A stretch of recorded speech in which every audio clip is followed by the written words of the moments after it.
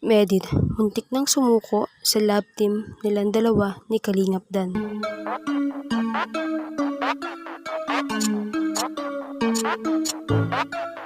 Suki Desu. Seryoso ang pag-uusap ni Medit at ni Kalingap Dan. Nagulat nga si Kalingap Dan nang magsabi si Medit na magpapahinga muna ito sa love team nila. Kaya, iba na lamang ang gulat ni Kalingap Dan nang marinig niya yon. Ngunit, sabi naman ni Medit ay hindi naman siya hihinto sa love team nila.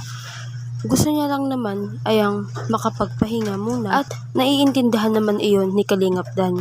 Dahil nga, bukod pa sa nag-aaral si Medit, ay syempre, yun nga, may pagsubok na pinagdaanin si Medit na kahit hindi niya sabihin sa mga taong nagmamahal sa kanya, ay nai-stress din si Medit sa problema na kinakaharap niya.